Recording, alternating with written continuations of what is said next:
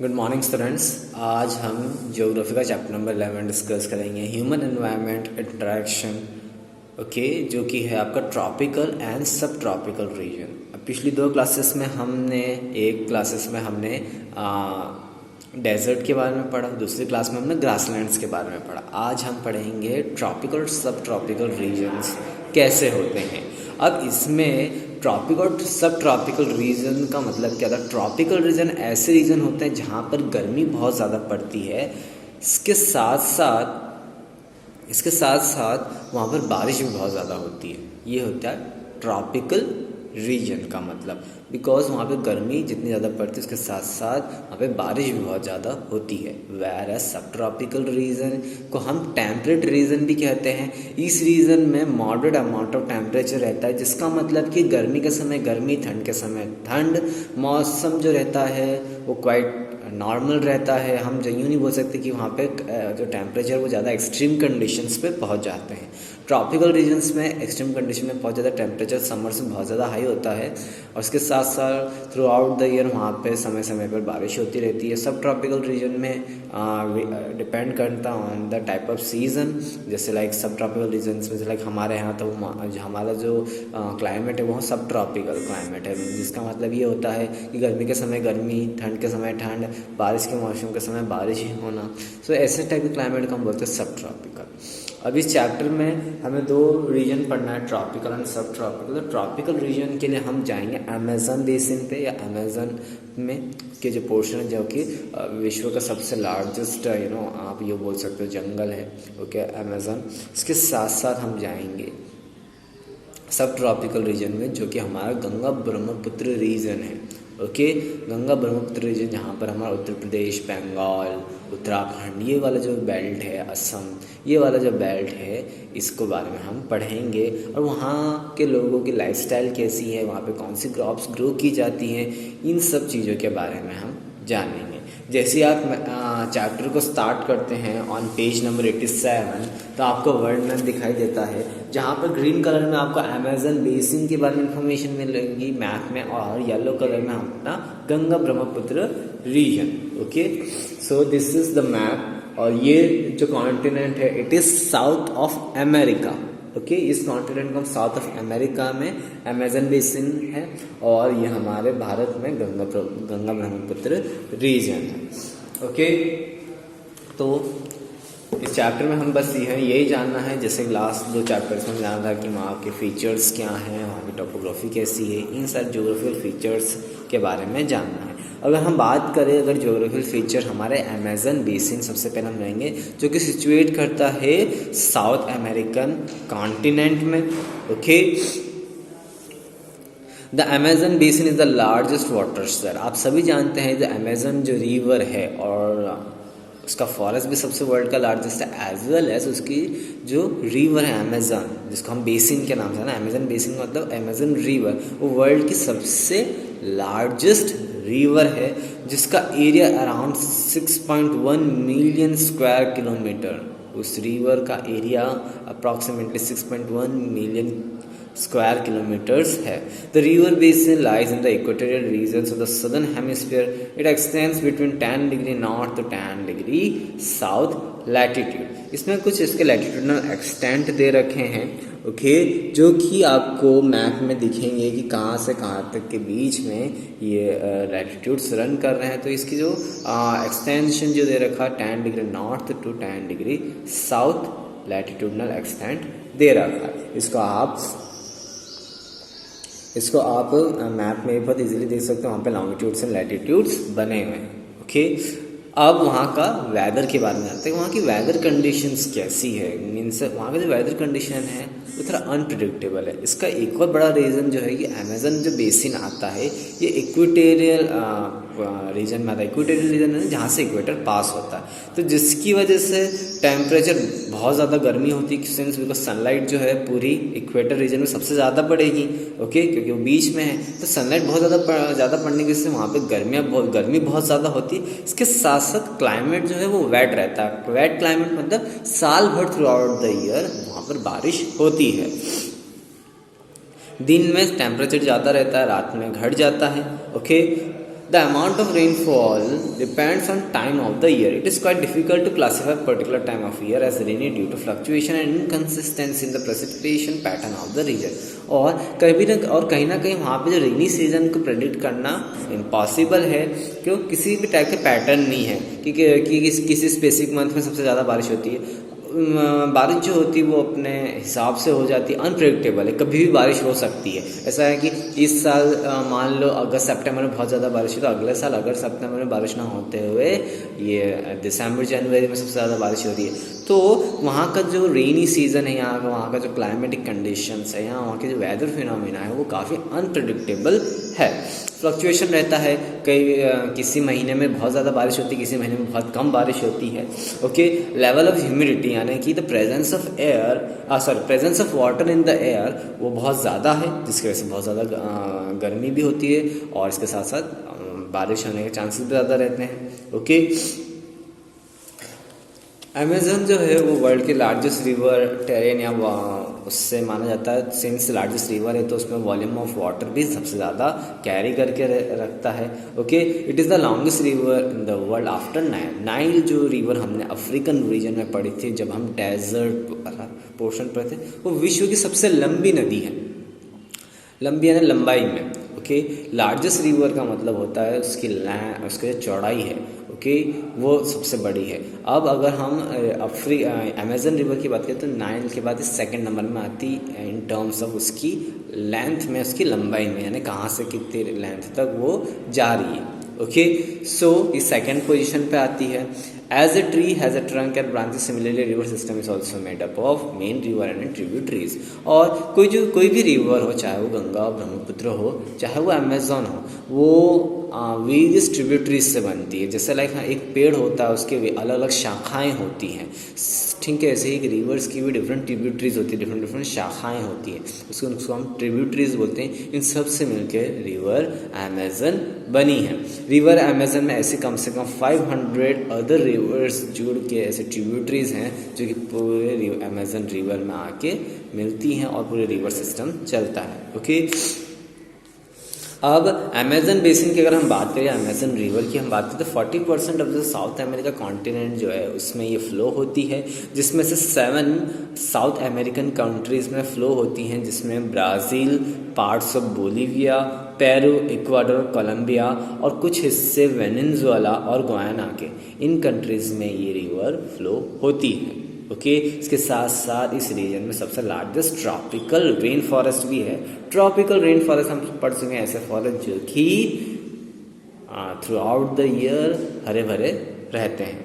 The equator passes 3 countries on the Amazon basin. अब जो equator है इन 3 कंट्रीज से निकलता है, स्पेशली इक्वाडोर, कोलंबिया और ब्राज़ील से। Okay, the Amazon river flows from its source Andes mountain. अब इसका सोर्स कि अमेज़न रिवर कहाँ से स्टार्ट हुई है, तो वो mountain Peru, the Andes mountain in Peru. Peru में द एंडेस माउंटेन है, नाम का एक पहाड़ है एंडेस, वहाँ से ये स्टार्ट होती है और ये ख़त्म होती है ब्राज़ील से होके अटलांटिक ओशन में। अमेज़न बेसिन में बहुत ही, सिंस हम जानते हैं वहाँ का जो फॉरेस्ट ट्रॉपिकल एवरग्रीन फॉरेस्ट है, तो आप समझ सकते हो फॉरेस्ट बहुत ज़्यादा डेंस होंगे। ओके, इसके साथ साथ सनलाइट एंटर नहीं हो पाती। आप सभी जानते हैं कि एवरग्रीन फॉरेस्ट में सनलाइट एंटर नहीं हो पाते, reason because of the dense forest. तो 80% ऑफ द फॉरेस्ट जो है वो सनलाइट के बिना ही रहता है। As a result, only shade-tolerant vegetation grows in the lower layers of rainforest. The Amazon has the largest variety of plant species on the earth. और अगर हम plant species, different type of plant species के बारे में देखें तो Amazon पे world के सबसे ज़्यादा different type of plant species वहाँ पे प्रेजेंट है। कुछ ऐसी इंपॉर्टेंट प्लांट ट्रीज़ की अगर बात करें तो इबोनी, रोजवुड, ये कुछ सबसे ज़्यादा पाए जाने वाले वहाँ पे ट्रीज़ हैं। इसके साथ साथ वहाँ पे डिफरेंट टाइप ऑफ स्पीशीज़ भी पाई जाती हैं, ऐसे 1500 species of birds and various kinds of animal species भी वहाँ पे पाई जाती है। आप सोचिए 1500 टाइप ऑफ बर्ड स्पीशीज़ ही हैं वहाँ पे केवल। ओके, जिसमें जो बर्ड्स हैं उनकी जो बीक्स हैं यानी कि उनकी चोंच हैं वो डिफरेंट कलर्स की हैं। ओके, जिसमें हमिंग बर्ड फॉरेस्ट में बहुत ज़्यादा पाई जाती हैं। ओके, इसके साथ साथ birds of paradise are distinguished by brightly और डिफरेंट कलर्ड बर्ड्स हैं। कुछ का कलर येलो है, कुछ का कलर ब्लू है, कुछ का कलर रेड है, कुछ का कलर ग्रीन है, और बहुत ही काफ़ी अच्छा साउंड सुनने को मिलता है अमेज़न रेन फॉरेस्ट में due to this birds.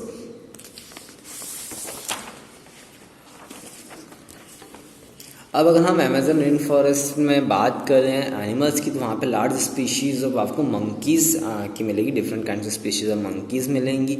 Okay, और इसके साथ साथ रेप्टाइल्स, क्रोकोडाइल, स्नेक, पाइथन्स, ये बहुत ज़्यादा पाए जाते हैं अमेज़न में। एनाकोंडा और द बोआ कंस्ट्रिक्टर, ये जो दो लार्जेस्ट स्नैक हैं वो भी अमेज़न बेसिन में ही पाए जाते हैं। इसके साथ साथ 300 types of different types of fish species, 300 अलग अलग प्रकार की फ़िश भी वहाँ पे पाई जाती हैं। इसके साथ साथ flesh eating piranha and dread electric eel rare species of frogs can be spotted in the Amazon basin. Piranha ना एक टाइप का शार्क टाइप जैसी फ़िश होती है, वो भी वहाँ ही पाई जाती है। पिराना जो कि एक फ्लैश ईटिंग टाइप फिश है, वो भी वहीं पाई जाती है। ओके, अब अमेज़न बेसिन में रहने वालों की दिनचर्या कैसा रहता है, कि वो अपनी लाइवलीहुड कैसे अर्न करते हैं, वो अपनी रोज़मर्रा की ज़िंदगी में क्या करते हैं, उनका रहन सहन कैसा है। आप एक्टिविटी 3 में आपको दिखेगी इमेजेस, 2 इमेजेस, जो कि वहाँ की ट्राइबल कम्युनिटी ऐसी कम्युनिटी होती है जो कि जंगलों में रहना पसंद करती है। उनका घर ही होता है जंगल, वहाँ से जो भी उनको मिलता है उन्हीं सब चीज़ों से वो अपनी लाइवलीहुड अर्न करते हैं, चाहे वो हंटिंग करके करना हो, चाहे वो गैदरिंग, यानी कि जो भी उनको वहाँ पे प्लांट प्रोडक्ट्स मिलते हैं उनको यूज़ करके अपनी दिनचर्या चलाते हैं। तो वो अमेज़न बेसिन जो है, वहाँ पे डिफरेंट टाइप्स ऑफ ट्राइब्स मिलती है। वो ज़्यादातर फॉरेस्ट प्रोड्यूस पर ही डिपेंडेंट रहता है, चाहे वो खाना हो, कपड़ा हो, चाहे वो शेल्टर हो। ओके, अब अमेज़न जो मैन होते हैं सबसे ज़्यादा जो हंटिंग करते हैं वो फ़िश की करते हैं, मछलियों की करते हैं। ओके, इसके साथ साथ डिफरेंट काइंड्स ऑफ फिशिंग करने के साथ साथ वो लोग अपने हंटिंग के लिए, अगर कुछ देखा जाए कि अगर आपको गैदरिंग के में देखा जाए तो ऐसे कुछ ऐसे वेजिटेबल्स होते हैं, टैपिका, पाइनएप्पल या स्वीट पोटैटो, इन सारे टाइप के क्रॉप्स, इन सब वेजिटेबल्स या फ्रूट्स को कलेक्ट करके ये खाते हैं।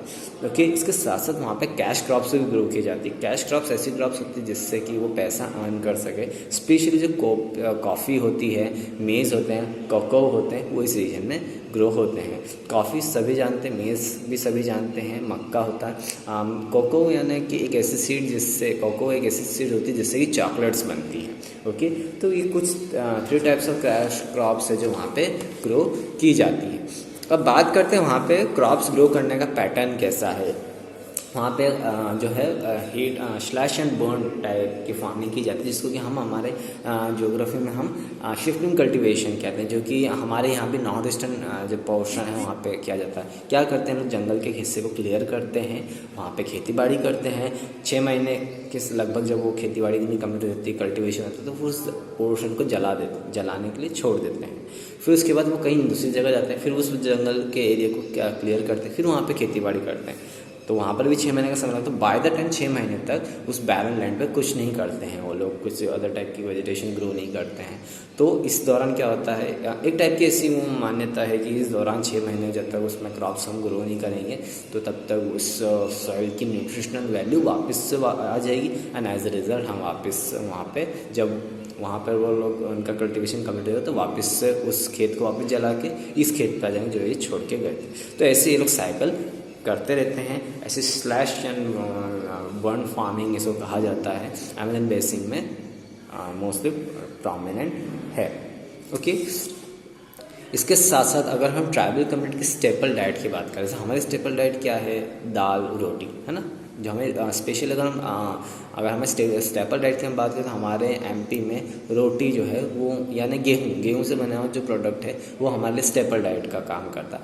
अगर आप साउथ में चलाओगे तो वहाँ पे उनके लिए चावल स्टेपल डाइट रह जाएगा। तो वैसे ही अगर हम अमेज़न बेसिन की बात करें तो वहाँ पे के लोगों के लिए जो स्टेपल डाइट है वो है मेयोनिक, जो कि कासावा के नाम से भी जाना जाता है, जो कि बिल्कुल पोटैटो की तरह दिखता है। वो उनकी स्टेपल डाइट है, मतलब रोज़मर्रा की ज़िंदगी में वो लोग खाना खाते हैं। इसके साथ साथ वो लोग ट्विन आर्ट्स एंड एग सैक्स भी अपनी डाइट में कंज्यूम करते हैं। ओके, इसके साथ साथ अगर हम घर के लिए बात करें कि वो घर, तो उनके घर जो होते हैं वो लकड़ी के बने हुए रहते हैं। ओके, जो भी उनको मटेरियल चाहिए रहता है वो जंगलों से मिल जाता है, चाहे वो लकड़ी की बात हो या फिर जो भी अदर चीज़ उनको चाहिए रहती है, तो वो उनके रहते हैं जो घर है वो बैम्बूस से बने हुए रहते हैं या फिर लकड़ियों से बने हुए रहते हैं। Over the years, people of river Amazon basin are experiencing change in their lifestyle. अब साल दर साल इनके लाइफस्टाइल में चेंजेस आ रहे हैं। पहले के समय में, आज से करीबन 30-40-50 साल पहले, ये लोग कोई भी कांटेक्ट नहीं रखते थे बाहरी दुनिया से, पर लेकिन अब ये लोग धीरे धीरे कांटेक्ट करना स्टार्ट कर रहे हैं। इस वजह से वहाँ पर हाईवे बनना स्टार्ट हुए हैं, जिसको कि ट्रांस अमेजोनियन हाईवे कहा गया है, ताकि उस रीजन तक बहुत इजीली पहुँचा जा सके। अगर वो चाहे तो बाहरी दुनिया से कांटेक्ट भी कर सके।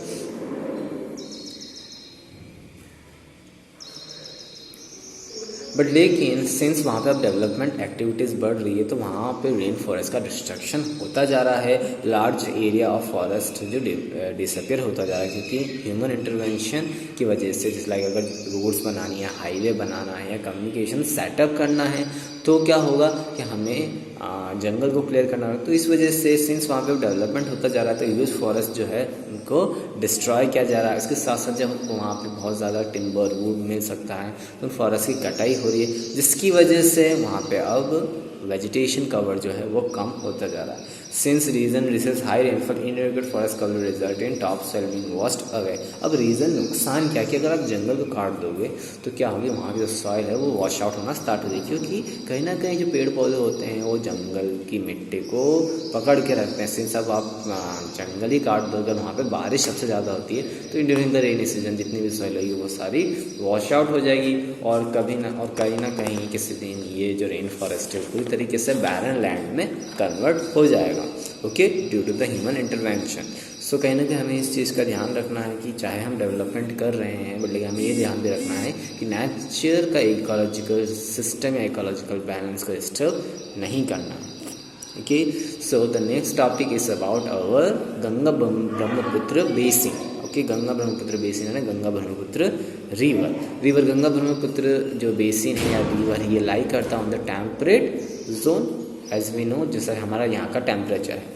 गर्मी के समय गर्मी, ठंड के समय ठंड, spring season, autumn season, rainy season. Okay, इनके सबके पर्टिकुलर सीजन बने हुए हैं। टेम्परेचर बहुत ज़्यादा एक्सट्रीम नहीं होता है। ओके, मॉडरेट रहता है। ओके, अब इंडिया की 2 मेजर रिवर्स में से ये एक है। वैसे तो इंडिया की 3 मेजर रिवर्स है, river Indus, Ganga and Brahmaputra, तो इसमें हम केवल गंगा और ब्रह्मपुत्र के बारे में बात करेंगे।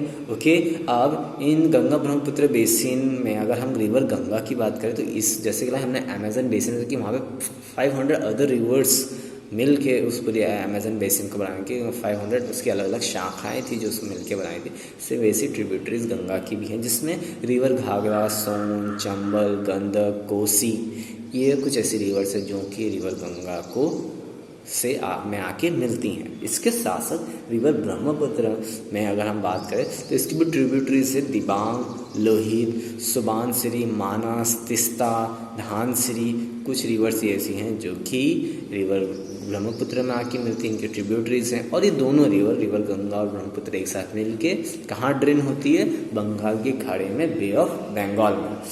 ओके, अब अगर हम बात करें गंगा ब्रह्मपुत्र का क्लाइमेट की, तो मानसून टाइप ऑफ क्लाइमेट है। मानसून रीजन जो होता है वो जून से स्टार्ट होता है और सितंबर तक चलता है।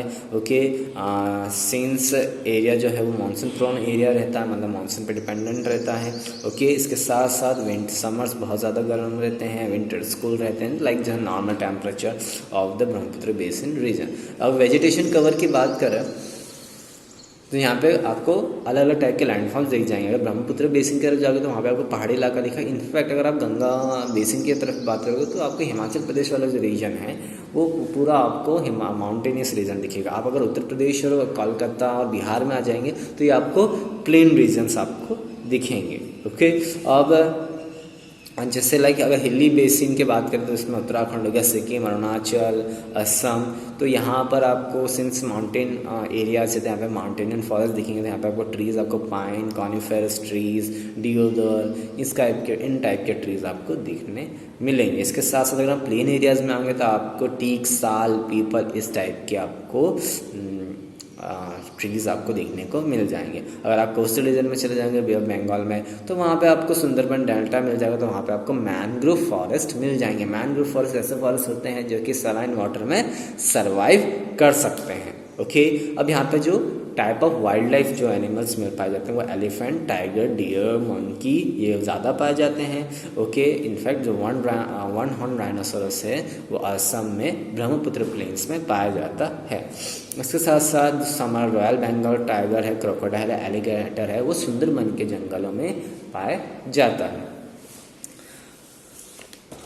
इसके साथ साथ अगर हम बंगाल रीजन में आ जाते हैं, सिंस बे ऑफ बंगाल में सारी रिवर्स ड्रेन होती है तो बंगाल से होके भी जाती है। रिवर गंगा जो है बंगाल में फ्लो होती है तो वहाँ पे उस रिवर का नाम है हुगली रिवर। तो वहाँ पर बहुत सारे एक्वाटिक लाइफ यानी बहुत सारे एक्वाटिक एनिमल्स भी पाए जाते हैं। इनफैक्ट रिवर गंगा में भी हमारे एक्वाटिक लाइफ पाए जाते हैं। जैसे लाइक जो डॉल्फिन है जो कि हमारा नेशनल एक्वाटिक एनिमल्स है, वो रिवर गंगा रिवर का जो डॉल्फिन है वो भी पाया जाता है रिवर गंगा में। ओके, इसके साथ साथ कुछ other varieties of fish like rohu, katla, hilsa ये भी यहाँ रिवर गंगा ब्रह्मपुत्र बेसिन में पाई जाती है। Okay, however the population of dolphin in this two rivers falling drastically and they are not among the most endangered species of the world. अब जो dolphins यहाँ पाई जा रही हैं इनकी कंडीशंस या इनकी जो काउंटिंग है, गिनती, वो कम होती जा रही है। रीज़न ये है कि रिवर गंगा जो है बहुत ज़्यादा पल्यूट होती जा रही है जो कि इन डॉल्फिन्स के लिए काफ़ी हार्मफुल साबित हो रहा है और ये सर्वाइव नहीं कर पा रहे हैं। और अभी ऐसी स्पीशीज़ में आगे जो कि इंडेंजर्ड है। इंडेंजर्ड स्पीशीज़ का मतलब क्या होता है? जो कि विलुप्त होने की कगार में है। अब गंगा ब्रह्मपुत्र के जो जिन जिन एरियाज में फ्लो होती है वहाँ के जो प्लेन एरियाज हैं बहुत ज़्यादा फर्टाइल है। जैसे कि like portion of Uttar Pradesh, Bihar, Bengal, Assam के जो पोर्शन है, अरुणाचल पोर्शन है, वहाँ पर काफ़ी different various kinds of agriculture में डिपेंडेंट रहते हैं। बहुत ज़्यादा सॉइल फर्टाइल है। लाइक जैसे पूरा नॉर्थ ईस्ट वाला पोर्शन स्पेशली असम, सिक्किम, वहाँ पे चावल की खेती, तो चावल की खेती में बहुत ज़्यादा सॉइल की फर्टिलिटी बहुत ज़्यादा रिक्वायर्ड रहती है। उत्तर प्रदेश एग्रीकल्चर के लिए बहुत ज़्यादा माना जाता है। वहाँ पे वेरियस काइंड्स ऑफ क्रॉप है, चाहे वो वीट हो, सोयाबीन हो, गन्ना हो, तो various kinds of crops grow की जाती है। तो वहाँ की सॉइल जो है बहुत ज़्यादा फर्टाइल है। वहाँ की टाइप ऑफ सॉइल जो पाई जाती है वो है एलुवियल सॉइल। ओके, नाउ इसके साथ साथ सॉइल वहाँ की बहुत ज़्यादा फर्टाइल है। वहाँ पे जो मेन क्रॉप्स जो ग्रो की जाती है वो पैडी क्रॉप्स ग्रो की जाती है, यानी कि चावल की खेती स्पेशली ज़्यादा हो जाती है। बिहार चले जाओ, बंगाल चले जाओ, असम चले जाओ, यहाँ पर चावल की खेती सबसे ज़्यादा होती है। ओके, क्योंकि यहाँ पर पानी की रिक्वायरमेंट भी ज़्यादा रहती है, बारिश भी अच्छी होती है, एज वेल एज जो रिवर फ्लो हो रही है इनका पानी भी काफ़ी यूज़फुल रहता है वहाँ के फार्मर्स के। इसके साथ साथ अदर क्रॉप्स जो यहाँ पे ग्रो की जाती है वो है वीट, मेज़, सरगम, दालें, मिलेट्स, ये कुछ ऐसी क्रॉप्स की जाती है। कुछ सर्टन कैश क्रॉप्स भी होती है। कैश क्रॉप्स ऐसी क्रॉप्स होती है जो कि हम सेल कर सकते हैं। ऐसा नहीं कि वीट, मेज़ ये सब हम सेल नहीं कर पाते, ये हम खुद कंजप्शन, इनको हम फूड क्रॉप्स में गिना जाता है, यानी कि ये हमारे स्टेपल डाइट के क्रॉप्स हैं तो इनको हम फूड क्रॉप्स में गिनता है। कैश क्रॉप यानी कि जो कि हम सेल आउट करते हैं, इसके हम various commodities like sugar mills, sugar जो भी यानी शुगर की इनकम नहीं खेती जो भी कैश क्रॉप्स में आएगी। टी की खेती, आपकी कॉफ़ी की खेती, ये सारी किस में आएगी? कैश क्रॉप्स में आएंगी। इसके साथ साथ वेस्ट बंगाल और असम के जो पोर्शन है टी प्लांटेशन के लिए भी जाना जाता है और उसके साथ साथ सिल्क बनाने के लिए भी वहाँ के जंगलों में सिल्क पाया जाता है। तो इस वजह से सिल्क वो वहाँ पाए जाते हैं तो उनको पाला जाता है और उनसे सिल्क एक्सट्रैक्ट किया जाता है। तो कुछ वेरियस फॉर्म्स ऑफ वहाँ की ऑक्यूपेशन आप बोल सकते हैं वहाँ के लोगों की है। ओके, और मैंने आपको ये बताया था कि वहाँ मोस्ट ऑफ द रीजन जो है वो पहाड़ी इलाके हैं, जैसे कि हिमाचल प्रदेश हो गया, सिक्किम हो गया, अरुणाचल हो गया, असम हो गया। तो वहाँ पे टेरेस फार्मिंग की जाती है। टेरेस फार्मिंग का मतलब क्या होता है? स्टेप बाय स्टेप, जैसे हमारी चढ़ावें बनी हुई नहीं होती हैं, तो वैसे ही वहाँ पे माउंटेन में कल्टिवेशन करना में प्रॉब्लम आती है क्योंकि इनका स्लोप बना होता है। तो स्लोप पे ये लोग क्या करते हैं? स्टेप बना देते हैं। ओके, आपकी इमेजेस आपको दिख जाएगी पेज नंबर 94 में। ऐसे स्टेप्स बना के ये लोग वहाँ पे कल्टिवेशन करते हैं जो कि काफ़ी एडवोकेट माना जाता है इन हिली एरियाज। इसके साथ साथ बनाना प्लांटेशन भी बहुत ज़्यादा प्रिवेल रहता है in the parts of Sikkim, Assam, Bengal, वहाँ पे बनाना प्लांटेशन भी किए जाते हैं और various kinds of banana species भी वहाँ पे पाई जाती है। ओके, अब इसके साथ साथ गंगा ब्रह्मपुत्र रीजन जो है वो टूरिज़्म के लिए बहुत ज़्यादा माना जाता है। रिवर, अगर गंगा की बात करें तो वहाँ पे हरिद्वार, इलाहाबाद, प्रयागराज जैसे सिटीज़ हैं जो कि काफ़ी पिलग्रिमेज एरियाज़ के लिए माना जाता है। अगर हम रिवर ब्रह्मपुत्र की बात करें तो वहाँ पे गुवाहाटी जैसे रीजन है जहाँ पे पिलग्रिमेज सिटीज़ भी मानी जाती है। आप कोलकाता चले जाइए, वो भी एज टूरिज़्म के तौर पे बहुत ज़्यादा फेमस है। ओके, और इसके साथ साथ बहुत सारे लोग विज़िट भी करते हैं, बंगाल विज़िट करते हैं तो वहाँ पे हुगली रिवर की तरफ बहुत जाते हैं, because one of the most oldest ports हैं हमारी कंट्री का। इसके साथ साथ उत्तर प्रदेश में ताजमहल हो गया, आगरा रीजन हो गया, बुद्धा स्तूप हो गया जो कि उत्तर प्रदेश और बिहार में प्रेजेंट है। और अगर हम असम की तरफ बात करें ब्रह्मपुत्र रीजन में तो वहाँ पे काजीरंगा मानस नेशनल पार्क है, तो काफ़ी अच्छा टूरिज़्म स्पॉट बन चुका है in the Ganga Brahmaputra basin. Okay, तो यानी कि एक मिला मतलब बहुत ही ज़्यादा फॉर्म्स ऑफ ऑक्यूपेशन वहाँ पे पाए जा सकते हैं। इसके साथ साथ अदर चीज़ भी है लाइक जैसे वहाँ फैक्ट्रीज़ में इंडल्स है, लाइक शुगर मिल्स है, टी फैक्ट्रीज़ हैं असम में, बिहार, बंगाल में।